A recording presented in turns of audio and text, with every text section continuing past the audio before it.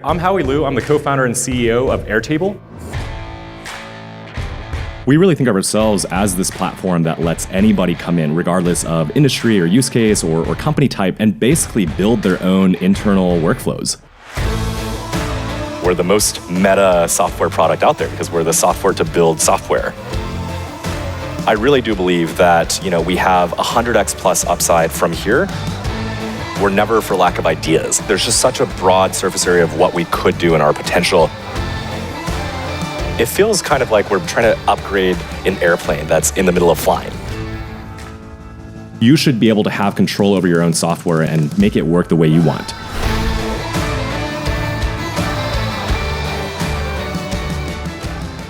Howie, let's just jump into it. Let's just not assume everybody knows what Airtable is. So just give us that high level overview. Yeah, I mean, the easiest way to put it for this crowd, I think, is we are the bottoms up low code app platform. Meaning, bottoms up, is in our world, meaning that we're adopted by business end users. You don't have to be technical, you don't have to be IT, you don't have to be a developer to come in and build useful internal applications with Airtable. And low code meaning, you're building these real robust solutions, right? That actually empower business processes within your company. And so that, when you think about, how broad that can be, give me some idea of the scope here, because, help me wrap my head around that. Yeah, I mean, to be honest, some of this was a little bit of a serendipitous surprise. When we first launched the product, we thought this would be initially something that really appealed to more tech startups, kind of you think of these tech savvier crowds that are able to come in and build, and be earlier adopters on products like this. But what really was incredible was as soon as we launched, we actually saw this enormous diversity of use cases popping up on Airtable. We had hundreds of signups from big companies like Condé Nast or Nike within the first few months, or certainly the first year of kind of launching as a product. But we also got literal cattle farmers going out and building cattle tracking applications with Airtable. And so I think the staggering thing to me was just how much there is this distributed amount of what I think of as software creativity in the world, and these people within every company, within every industry, every type of organization are just yearning to go and build software that they the way that they want it to work. I think we've been fortunate to be able to provide an outlet for a lot of those use cases. Yeah. So you had mentioned a broad range of use cases, and I think maybe some of the people that are watching struggle with this. I don't know. I'm curious. I always think it's somewhat of a blessing and a curse to have the ability to do anything for anybody. So when I think about there's some really important horizontal solutions out there in the world. And as you thought about this, did you think of it as a blessing or a curse, or as we sort of go into some of the strategic challenges or opportunities that you have that maybe some of the people watching are face? How do you think about being this horizontal? Yeah, I think I think of the answer on time horizons, as in, I think this is kind of like a marathon where if you're really good at holding this pace and just having this deliberate focus on being a horizontal platform and trying to serve this massively diverse, total addressable market, then I think in the long term, you have more durable advantages. I think you have a bigger market to grow into and an easier path to scale into lots of different use cases. So you don't have this kind of market size risk down the road. However, upfront, there's kind of the cold start problem. It is hard to come in and just say, hey, this is you can build anything kind of platform, right? You can build a cattle tracking app. You can build a video production management system. You can build, a way to orchestrate, kind of your entire global marketing process, right, around launching new products. And the fact that we're a horizontal platform, we're serving all these different use cases, I think did make it harder initially to get that running start. Notable examples of this included, when we went out and raised our first few rounds of funding, a ton of the investors out there, they would basically give us the feedback of, hey, we think you're really, you've built this really cool product. It's clearly, required a lot of product talent to go and create something that's so powerful yet so usable. And yet we think your entire business plan is fatally flawed by the fact that you haven't picked a single vertical to just very crisply define, here's the exact target use case, target persona, target company, and here's your go-to-market, sales strategy to go and land those customers repeatedly, right? Which I think, to their credit, like there was some validity to that, right? Because I think, build it and hope that customers come is generally not a very viable, go-to-market strategy. Like I don't think, you should ever put in your business plan, like we're just going to build it and hope that people come. But I think in our case, like we did, it required some amount of effort. I think we really tried to study some of the early adoption that we got, understand how people were using us, build product improvements to better serve their needs. Also doing things like creating templates that really created this balance of like being able to suggest and give people kind of a launch off point for specific use cases, yet not bind ourselves to any one vertical. Those all helped, but I think we also frankly got a little bit lucky, right? Because every time a new company is launched, there's a little bit of the die being cast. And did you roll a lucky kind of product market fit or did you not? And I think we did kind of just start seeing organic pickup. And, in addition to the hard work of everybody on the team, part of that was luck. Well, let me ask you, it's maybe a little bit of an aside, but I know like major motion pictures plan their movies on you, but then also you have this cattle thing. Like, what? Yeah, I mean, I think, well, one of the interesting things is like, so bizarre. Totally. I mean, I think one of the things is, that we are trying to now navigate is it's a valid point that we should start, defining not the use cases that we exclusively want to be built on Airtable or that we want Airtable to be exclusively used for, but at least what are the highest value use cases that for us as a business are the strategically most important to make sure that we continue to build product improvements for, that we're serving 100% well, and that we then also start kind of building these increasingly, kind of specific go-to-market efforts to get out to the market for. So while at the same time we want to maintain this completely flexible, product experience for anybody to come in, for the cattle farmers to be able to come in and use, we're not necessarily going to go and spend a ton of effort, just given the kind of likely size of the cattle farming or the cattle tracking, kind of use case vertical in comparison to something much bigger, like, if we can land, every marketing team in the world, that's a much bigger vertical and also a strategically advantaged place to then expand to other parts of the enterprise. So, there's this combination of like trying to keep the core product experience as intuitive and flexible as possible so that we can support all these long tail use cases like cattle farming. But then, starting to layer on these kind of vertical prongs of product and go-to-market specialization so that we can do a really good job of going after the high value use cases. So I think I'm thinking of this as these are some of the strategic decisions that you had to make. So horizontal platform that can do anything. How do you maintain flexibility and still be able to have an ease of use for an obvious market? And templates were one way that you did that.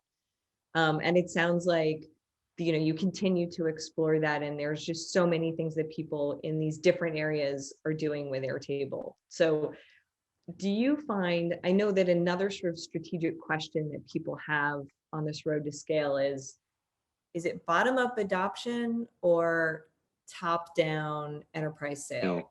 And or is it one or the other? Is it both? Yeah. And is it, how did you think of, one is this horizontal versus vertical? And I think that would be helpful. Like you want to be flexible yet easy for the biggest use case. The second is like, how do you think about bottom-up versus top-down? Yeah, I mean, it's a great question and obviously a very challenging question. I think on the product side, I think it's foundational to build a horizontal product. As in, it's really hard, and part of the reason why we chose to go down this horizontal route and commit to it rather than starting with the vertical and then trying to make it more horizontal over time is like, I think it's just foundational that the product experience, it's in our core DNA as a product to try to take all of this complexity, all of these things that you can do with the Lego pieces of Airtable and distill them into these really intuitive pieces, right? To give an example, like, in Airtable, you have a few different primitives, if you will, right? Field types, you have, different types of views. We now have things like Airtable apps that you can add on top of an Airtable database. There's collaboration features, and all of these features have to be designed in a really elegant way that doesn't require, reading a support article to figure out, right? That anybody can come in and just intuit how they can piece them together to build the solution in their mind, not a solution that we've already prescribed, right? So I think on the horizontal product side, I think that's just foundational. And like, we made a real commitment as a company when we first started to always put this rigorous focus on making that product experience intuitive and continuing to build more power into the product without diluting or without like kind of tainting the elegance of that onboarding experience. So I think that that's just core. On the go-to-market side, I think it's really interesting. You know, we hired our CMO earlier this year. She's incredible. She her name is Archana Agarwal, and before Airtable, she was at Atlassian, where she basically helped lead marketing for all of their cloud versions of their products, right? And Atlassian is sort of famous, or maybe some people would call it infamous, for being like very bottoms up oriented, right? For a very long period of the company, even past IPO, and at the point they were at hundreds of millions in revenue, like the adage was like no salespeople, right? And I think that and then perhaps somewhat in contrast, we just had our CRO start, Seth Shaw, whose background was actually in kind of a more hybrid sales environment, starting with LogMeIn, where he was head of worldwide sales, but also worked at companies like Riken and Vision that saw like kind of more of a hybrid approach. And so I think I wouldn't call these competing philosophies so much as, there's kind of good parts of each of those experiences that we want to fuse together into like, the perfect setup for Airtable. I think that, the bottoms up engine, there's no question it's very high efficiency, right? Like your unit economics are just going to look awesome if you do bottoms up. That are listening, you started in bottom up. You had that adoption.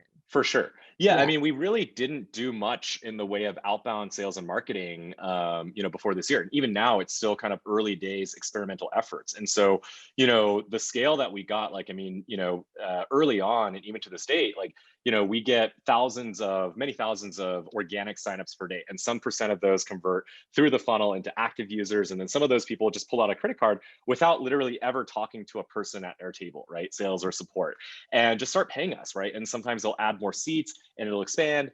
And then sometimes they'll actually reach out to sales and we'll engage with them in more of a reactive and consultative way. But I think there's so many opportunities to now layer on top of that high efficiency bottoms up motion, also this increasingly proactive enterprise sales motion, where I like to think of it as additive in value, right? We're not just trying to like get our customers to pay us more money and use sales as the way to kind of extract that from them, but quite the opposite. I think sales has this opportunity to actually be proactive in presenting ideas for how these customers can make more use of Airtable, build new use cases, or even expand to new teams within their enterprise who could genuinely get value out of building on Airtable. So that's a big push for us right now. And I think that there's kind of a new S curve to be built on top of the existing S curve if we can do both. So they're not competing so much as I think additive. So what advice would you give to founders out there that start in the bottom up world or start in the top down? Like, how long people are like, do they have to do both? Is there a time clock? Like, how do you think about that? Or what would you tell people who are watching to think about that? Yeah, I mean, well, so there's a great post, I think it came out recently from Andreessen Horowitz on their blog about exactly this topic. I forget the name of the exact article, but I think if you search for bottoms up, top down, in the 20 to 30 million ARR, you would probably find it. David George is one of the authors. And I think it puts it really well, which is, look, like bottoms up is great. Like if you can get a bottoms up growth engine going, fantastic. You've just gotten this like free source of like, it's like a spring that's just shooting out like free delicious water that you don't have to bother excavating out of the ground, right? And you should take it. Like there's no question you should take it. And you shouldn't try to ignore it or suppress it. But at the same time, it's probably not enough in most cases to provide durable growth for the next 10 years, right? If your aspirations are to become a $1 billion plus revenue business, like it's very unlikely. Even Atlassian has layered in like real sales at this point, getting to $1 billion and beyond in revenue. And so I think, it's sort of a matter of when rather than whether.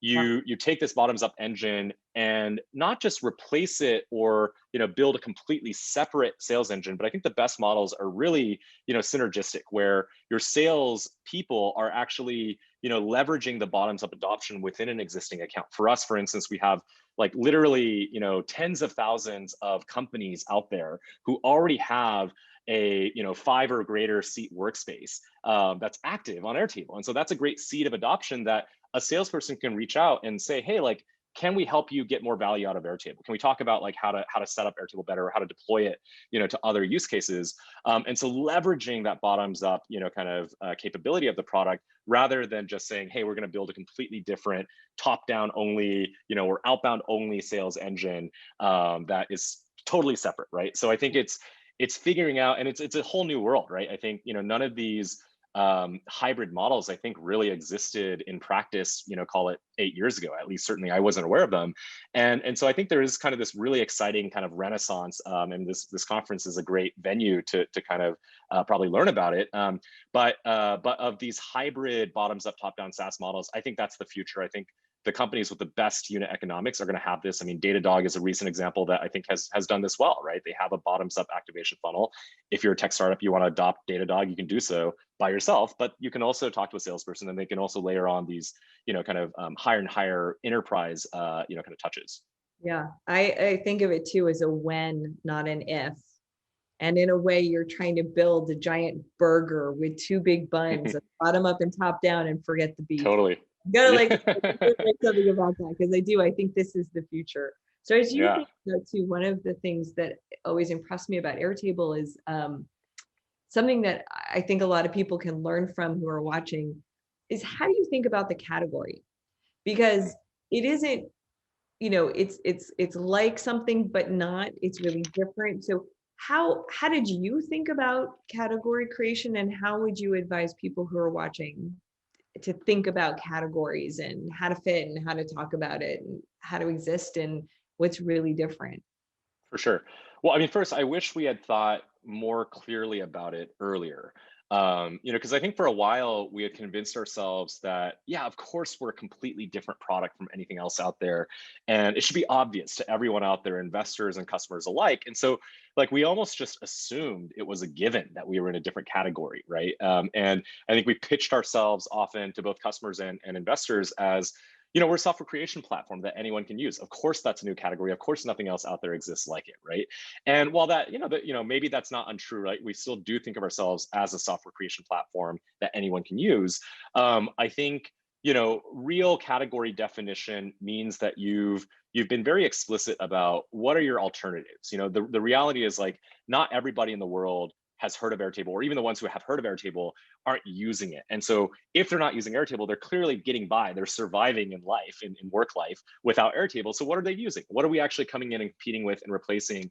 And how are people thinking about the value of Airtable with respect to those alternatives, right? And so one, I would just say, you know, we're starting to get much more crisp about that, I think, going into the next couple of years, especially as our category heats up.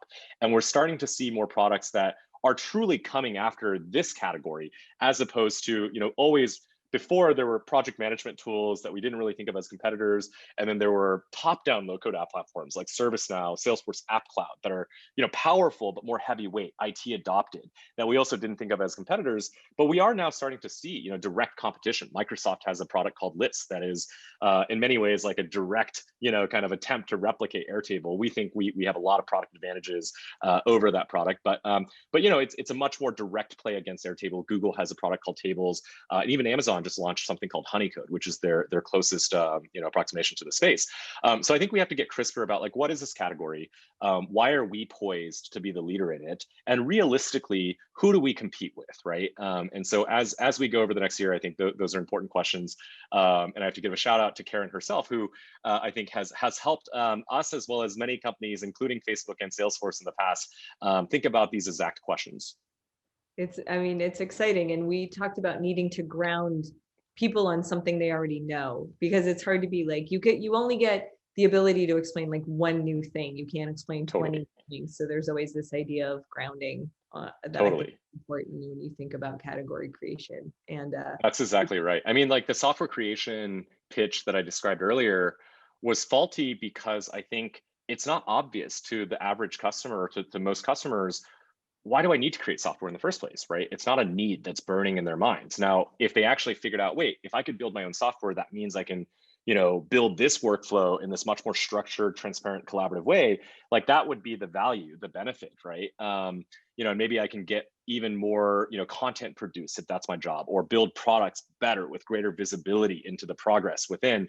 But just saying, hey, we're a software creation platform, that wasn't enough, because it's not clear that people need that in the first place. Yeah. No, it's one of the things I love working on the most. I mean, this idea of how do you create and own the category, or be in an existing category and win. It's really it's both for everybody. It's fun. It's really hard when you're living it. So I would love to go on to some of the challenges and bumps in the road, but almost before we do that, I learned from you in all kinds of different ways that are not just Airtable. So I'd love to like break it up and shake things up a little bit and do almost a rapid fire in the middle. Little bizarre going in the middle. Yeah, I don't know if I can handle it. I'm going to ask you, I know, what's this? But we're going to get to the bumps in the road. So just be prepared. Next are some of the challenges that you faced. So let me just ask you a string of rapid fire questions. What's the worst advice you ever got? This is a little bit easy and maybe unfair, but I think there were so many loud voices, especially from some of the investors that we pitched, that just felt adamant about the fact that we had to go vertical, right? It was like, you will not, it was a definitive statement of, you will not succeed unless you go vertical and pick a specific use case. And I think it came from a good place. It wasn't malintent by any means. So I don't want to like, be rude about it. But I think the net is, I think as a founder, sometimes you just have to trust your own instinct, right? Like take advice, but also at the end of the day, if you really feel instinctively strongly about something, I think sometimes you have to just go for it. Okay, what's the best advice? This actually I got from Mark from Facebook, who I think is an incredible leader. But it was, we had just seen Microsoft launch their competitor, and the kind of advice basically was, that we tend to overestimate competition in the short term. We get really freaked out about it, but we underestimate it in the long term. So, like calm yourself down in the short term, but then like be more paranoid in the long term about what this really means over the next 5 years, right? Even if their product right now does or doesn't, impact our growth.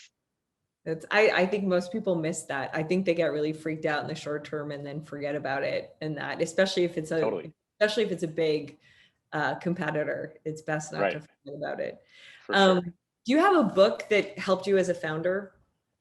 Yeah, so this year in particular, I got really into Jim Collins. And the best, I think my favorite book of a series is Great by Choice, which is much more oriented towards high growth startups than some of the older, more traditional companies. But it's an excellent book that talks about, ultimately like what are actually like some of the consistent patterns of companies that become great, even in the face of competition, even when there are other companies that look the same on paper, but one became a breakout success and the other didn't. What was it that made them successful?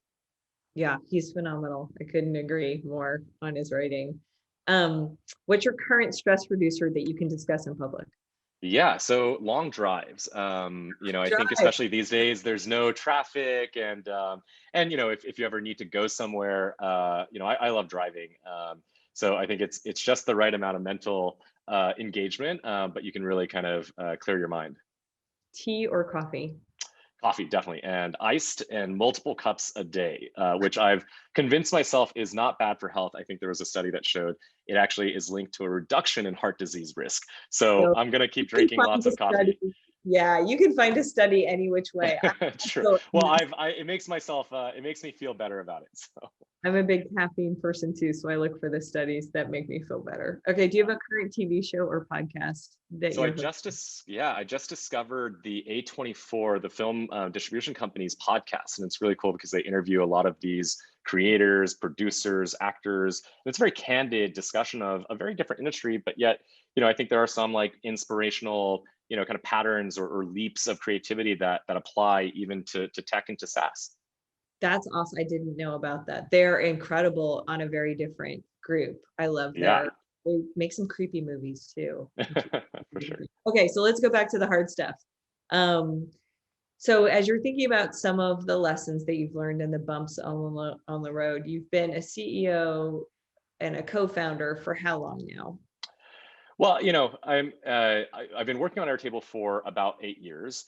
I will say in the early days, even if you're called CEO, it doesn't really feel like being a CEO, right? Because in truth, you're just kind of, you're there maybe coding initially, or maybe you're taking sales calls, like whatever it is, and you're just doing anything it takes to get from 0 to 1, right?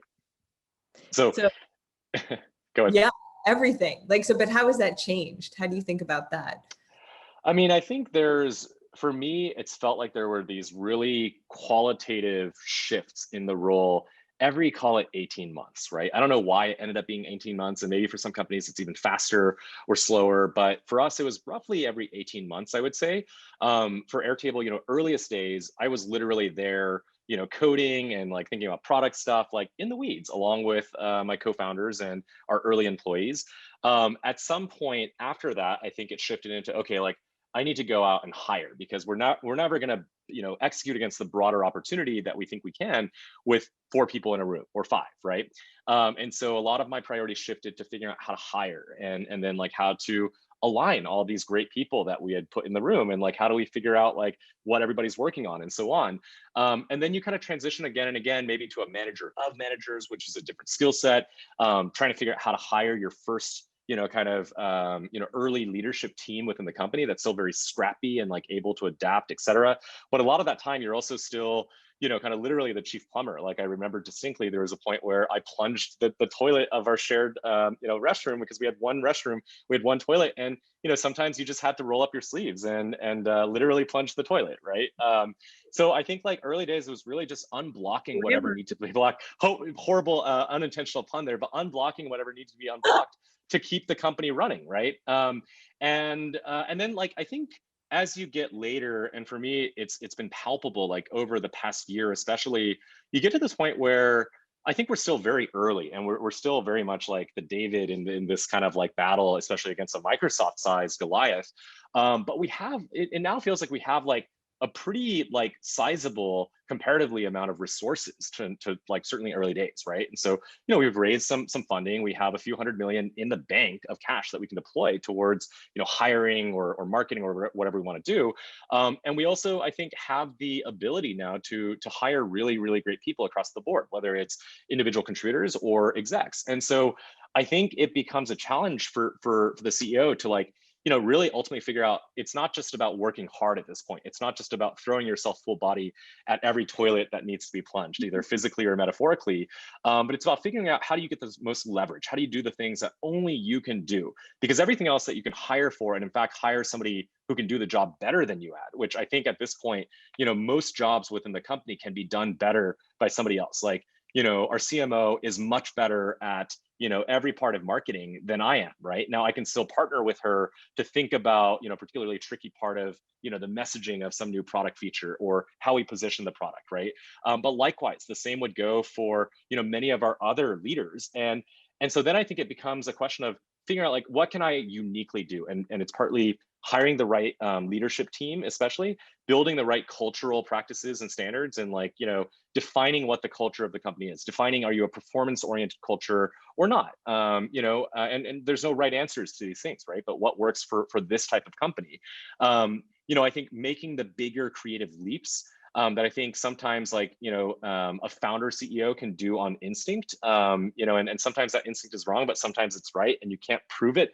But, that's what strategy is, right? Making a big bet that we don't just want to compete against project management or productivity tools, but we need to keep pushing into building a platform ecosystem. We need to push into new layers of value that actually unlock additional TAM for us, such as the ability to customize a UI, for instance, on top of Airtable, that kind of thing. So making these bigger creative leaps and resourcing against them. And then finally, I think just simplifying. That was a surprising part of the job this year for me, was realizing it's not just about saying like, here's all the things we can or could do or should do, but really, in fact, like, I think part of the CEO as well as the exec team's role is to help navigate that almost terrifying expanse of possibilities. I mean, especially for us as a product, like there's so many different directions we could go in terms of product initiatives and go to market.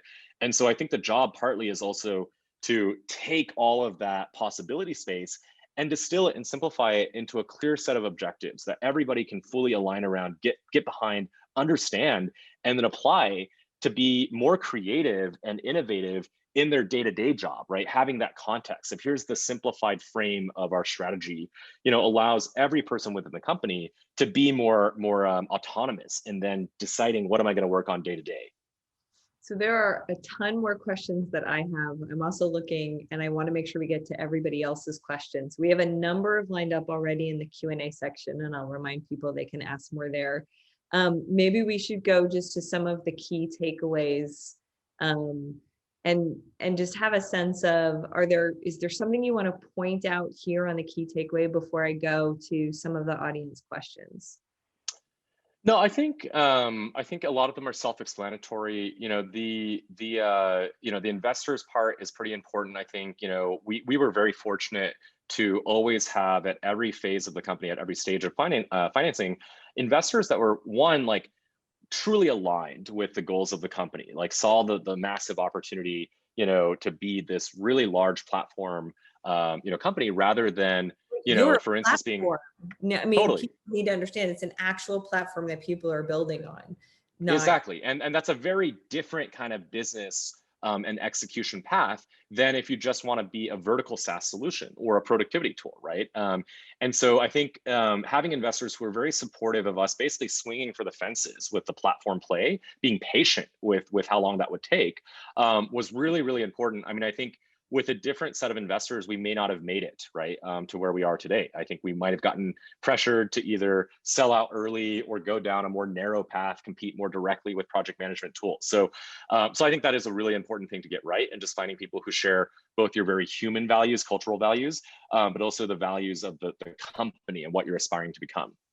It's terrific. So I'm going to jump over to some of the audience questions, and I'm going to bucket them a little bit. There are a number of questions that seem focused on the founding. So one is, can you retell me how this idea came to be? And another question is, what was the original use case for Airtable? Yeah. So I'm wondering, like, how did you come up with the idea, and who was like the first person to use it that was outside of your friend group, or including your friend group? I don't know. Yeah, I mean, so I'll try to combine a few of these questions into one. One, the reason why it took a while for us to build the product is because it was actually a fairly hard product to build. This was not something we could hack together an MVP that was working in a weekend. We actually ended up building our own real-time relational database engine in order to support the type of collaboration experience we wanted on top of it, right? Think about the innovations that were required to build the Google Docs experience. And now instead of just a simplistic, kind of Word document or like a spreadsheet even, which is a simpler data structure than a relational database, imagine trying to build the architecture to kind of support real-time experience on a relational database. And of course, there's just so much surface area to the product itself. We have collaboration features. We support a lot of rapid data entry features. We have to support performance, if you want to put larger data sets into Airtable or larger use cases. So there was just a lot of work to be done to build, I think, the V1 of the product. I think we could have been faster. Maybe we could have hired more aggressively. I'm going to interrupt you. For those that can't see it, one of the questions was, why did it take 18 to 24 months to build? So I think Howie's looking at, like, it did take that long, 18 to 20. Is that right? And so it's it was roughly 24 months to. Go ahead. Sorry, 1 second. But it was roughly 24 months, I think, from starting work, on the project to really actually having a product that was even MVP testable with real kind of beta customers. That being said, it wasn't like we just worked in 24 months in a silo or a vacuum of customer feedback. We did try to break it down into, first we went out and to answer the question about the original use case, we tried to very intentionally, because we wanted to go down this horizontal path. It wasn't that we just didn't talk to anybody. We tried to talk to a diversity of potential customers, even before we had a product, and just even did empirical or ethnographic studies on how they used spreadsheets for a lot of their workflows, how they use existing tools, right? People who are in product roles, but also people who are in, non-tech roles, like nonprofits. How do they do programs management, right? Looking at small businesses, and so we really tried to first understand how people use their existing tool suite to do a lot of these use cases.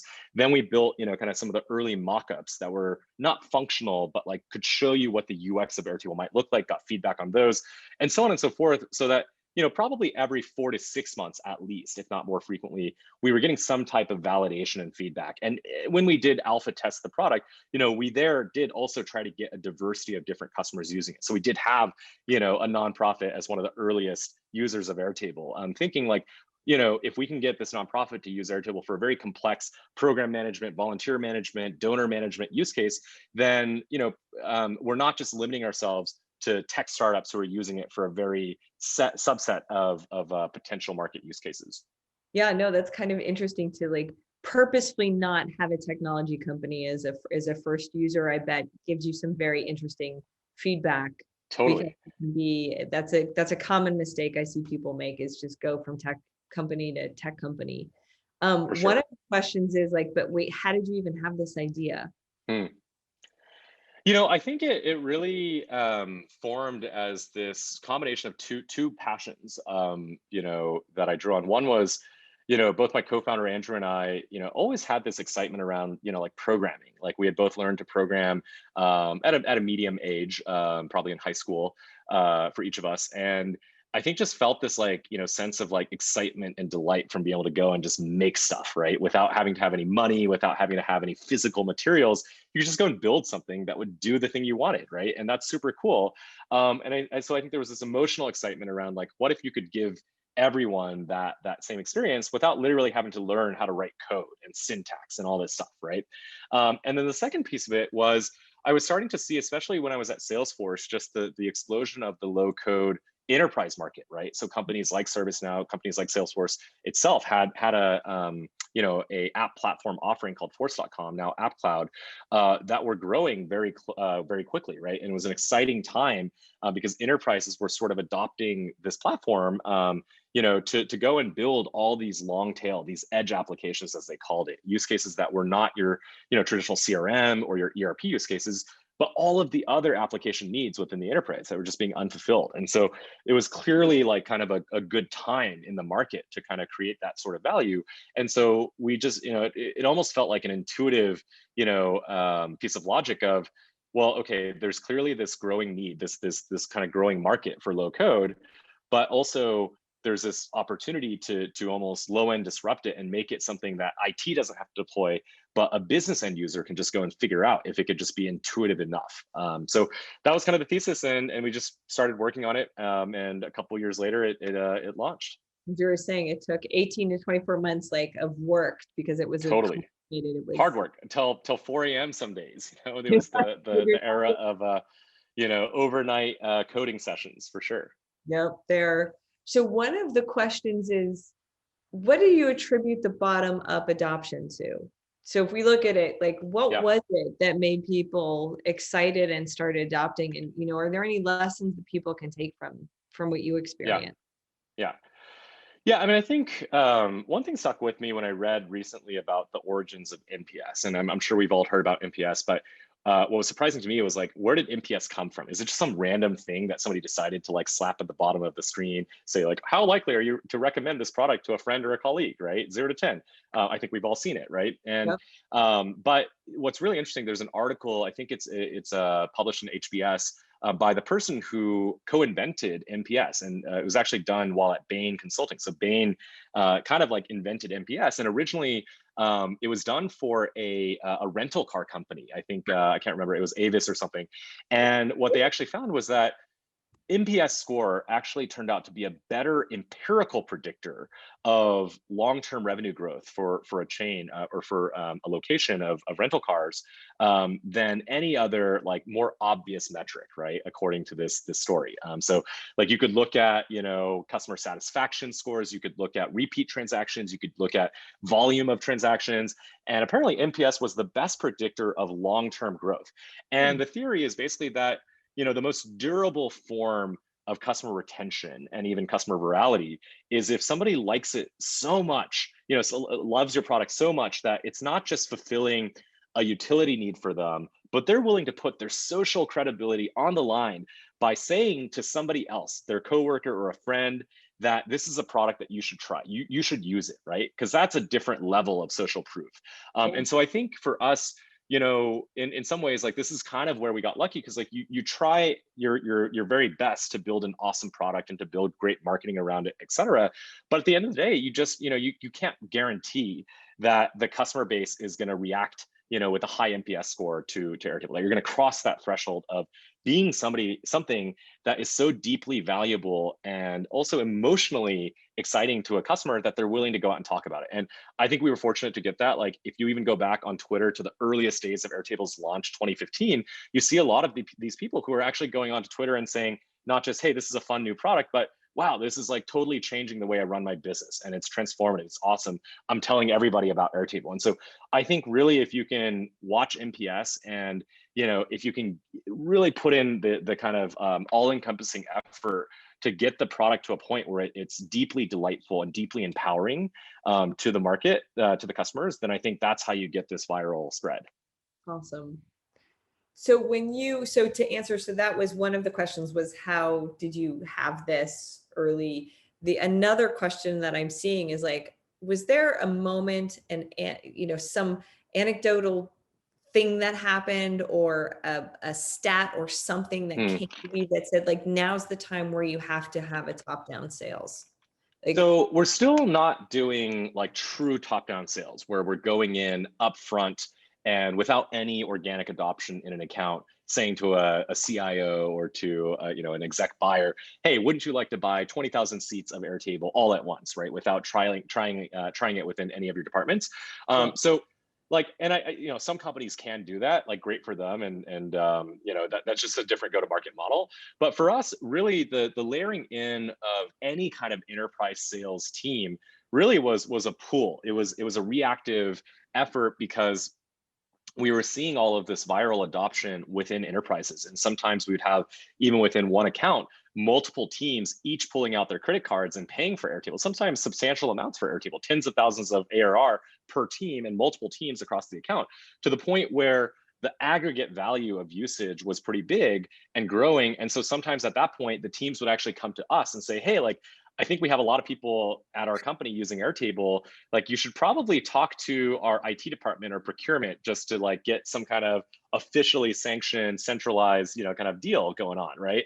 And so a lot of it early on was literally what we call hand raisers, where like our customer had already discovered Airtable, they had validated Airtable, and they just raised their hand and said, hey, we need to talk to a salesperson because we got to get through this. So for us, it was very much pulled into it.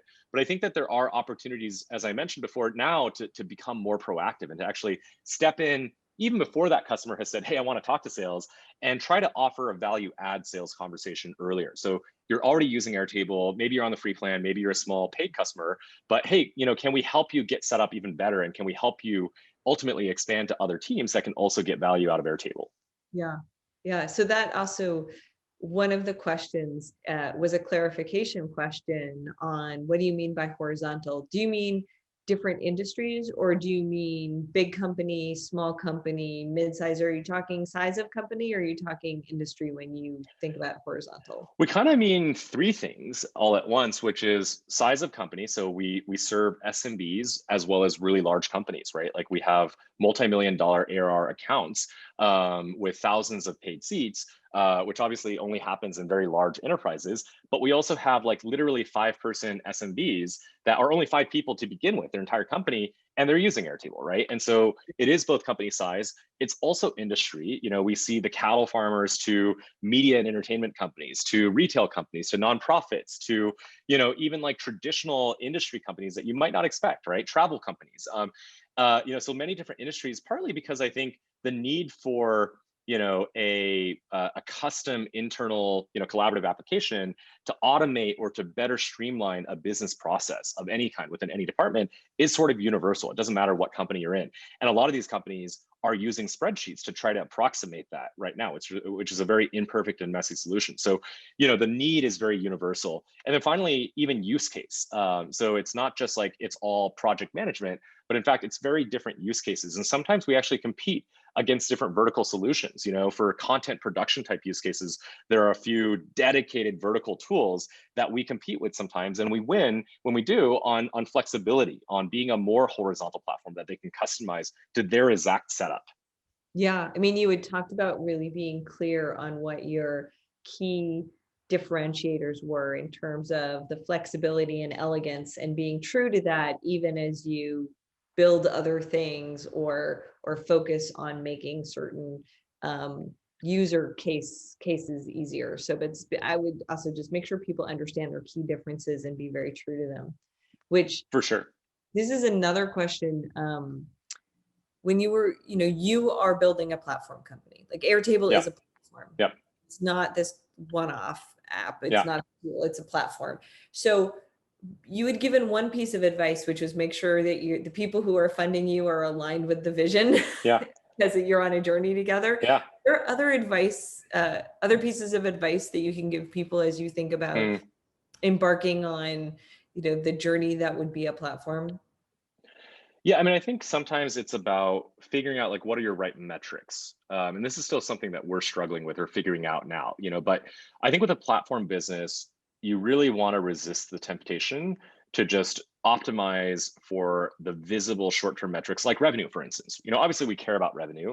We've been lucky enough to grow our revenue, and like we can justify, I think fundraises, et cetera, on our revenue. But I think there's also this extra X factor of revenue alone doesn't mean you have a platform business. In fact, quite the opposite. Like vertical SaaS businesses or just kind of non-platform SaaS businesses can maybe even like do a better job of scaling near-term revenue because there's a clearer sales motion, clearer use case that you're nailing. There's a platform, kind of, it's a chicken and egg, right? You're building this network effect, and that sometimes takes time, but as it builds up, it becomes unstoppable. And so you're kind of, I think what's really important, and what we're trying to figure out is what are the best metrics that can capture not just the near-term results, the output of the business, but also these leading indicators of like, what is the size of that network effect? And maybe it's for us, like it could be the number of active applications, third-party applications that have been installed by our customers, or it could be the number of active kind of solution partners who are actually helping clients implement Airtable, right? Or so on and so forth.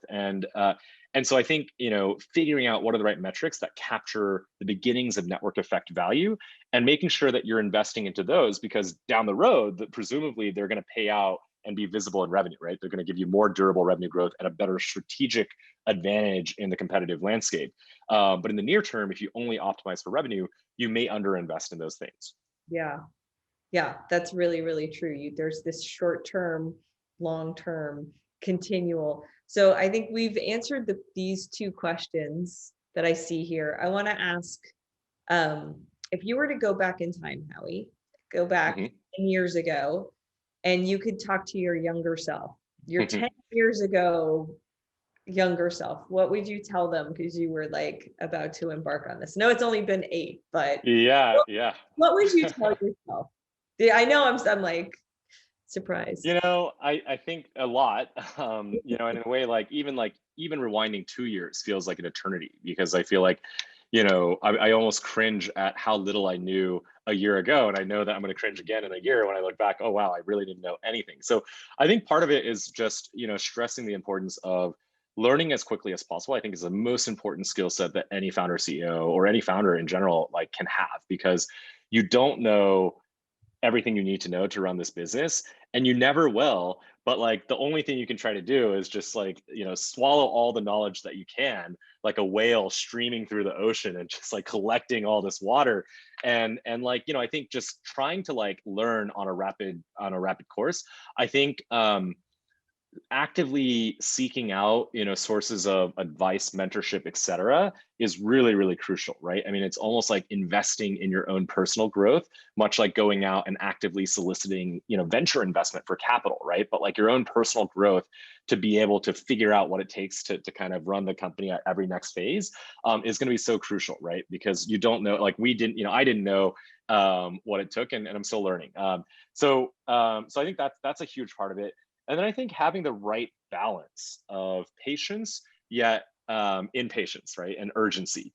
I think in some regards, we were correctly patient in building a horizontal business, right? Like we didn't, we resisted the temptation to do something quicker and easier and maybe just switch into being like a project management tool, right? Early on, that could have been like a 6-month effort instead of like a 2.5-year effort to build before launch. At the same time, I think I would have stressed in myself a greater sense of urgency, because I do think even while going after the horizontal play, we could have done things faster, and not by like working to 6 a.m. instead of 4 a.m. every night, but instead by like putting more focus on how do you get leverage as the founder, right? How do you go, can you hire 8 more great people so that instead of 4 great people working on this until 4 a.m. every day, you can hire 8 more people, and then maybe you don't have to work till 4 a.m. right? Like even working till 1 a.m. will still get you, kind of faster progress, right? So finding ways to get more and more leverage early on, I think we could have accelerated things. It's hard to A/B test the past as well. So who knows? Right. Well, thank you. I believe our time is Thank up. you, Karen. I just wanted to check. Yeah, time flies. You guys got through all the questions, which is great. Thank you both so much, Howie. It's great to learn a little bit more from Thanks you. everyone for having us. This was a lot of fun.